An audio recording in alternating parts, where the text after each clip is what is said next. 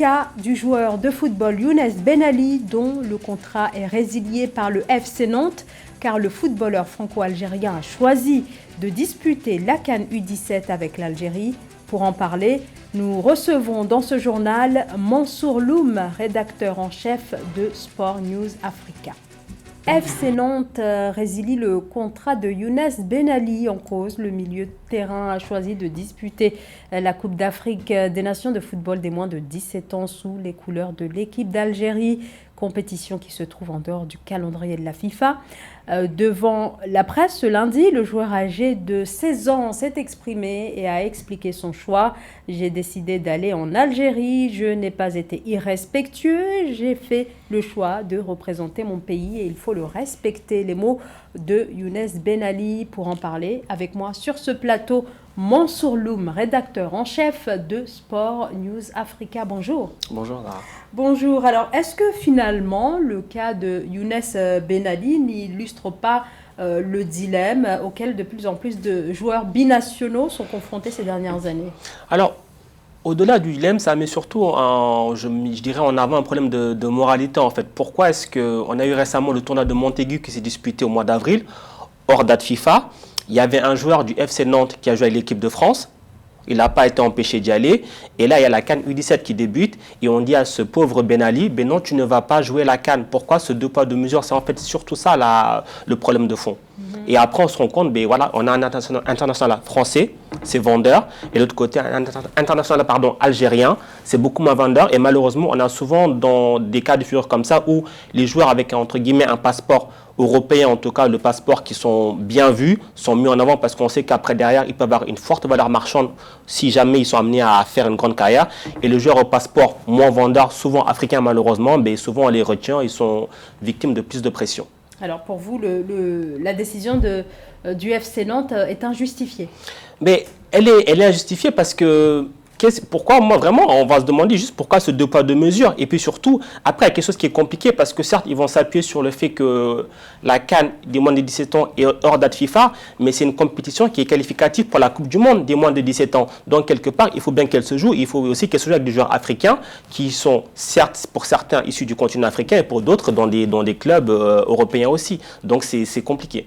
Alors, est-ce que la décision du FC Nantes, qui est très radicale, hein, on l'entend bien, ne résonne pas finalement comme un avertissement lancé aux éventuels joueurs qui voudraient prendre ce type de décision, c'est-à-dire aller jouer pour leur pays d'origine?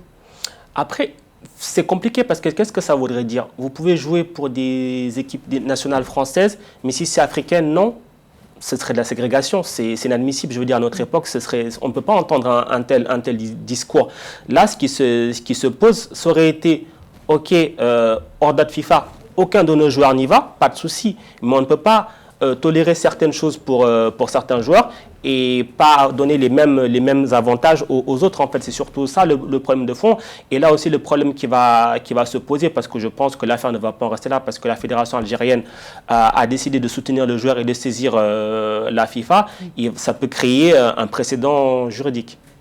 Qui pourrait se jouer éventuellement pour Younes, en tout cas se dérouler positivement pour ça sera compliqué parce que quelque part, je pense que le FC Nantes va jouer sur, entre guillemets, la faute. La faute parce que, quelque part, le FC Nantes, c'est l'employeur du joueur et l'employeur dit de ne pas y aller parce que c'est hors date FIFA. L'employeur, quelque part, est dans son droit. Donc, ils vont justifier qu'ils sont dans leur droit et donc c'est le joueur qui, en ne respectant pas les consignes hiérarchiques, s'est mis en faute. Donc, ce sera, je pense, compliqué pour le joueur et même s'il est soutenu par la fédération algérienne, d'avoir gain de cause. Mais après, ça se tente. Alors, interrogé sur le sujet, on l'a dit, en conférence de presse, hein, c'était ce lundi, hein, l'international dit assumer son choix. Est-ce que des conséquences sont quand même à craindre quant à la suite de sa carrière à l'international?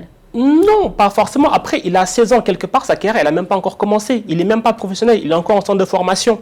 Donc peut-être que derrière, justement, après des fois, il y a le buzz, hein, bon buzz, bad buzz, qui, ça se trouve, un autre club va venir se dire, on va regarder la CAN des moins de 17 ans, finalement ce jeune Benali, il est pas mal, et puis le récupérer derrière. Donc on ne sait jamais de quoi demain sera fait. Hein.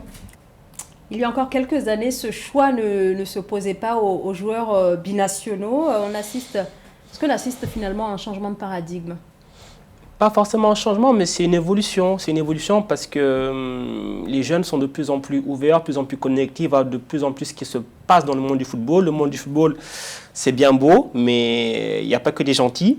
Et il y en a beaucoup qui réfléchissent, ils voient ce qui se passe peut-être au niveau de leurs aînés, se disent finalement, ben, j'ai le choix entre deux sélections.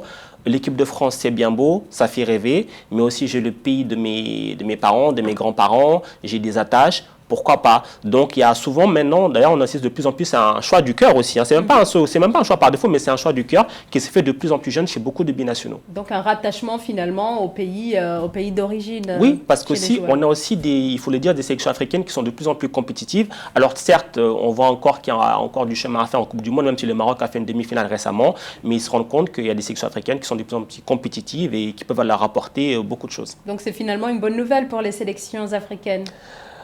Le malheur des uns fait le bonheur des autres, toujours, donc forcément. Merci beaucoup, Mansour Loum. Je vous remercie pour cet éclairage. Je rappelle que vous êtes le rédacteur en chef de Sport News Africa. Merci beaucoup.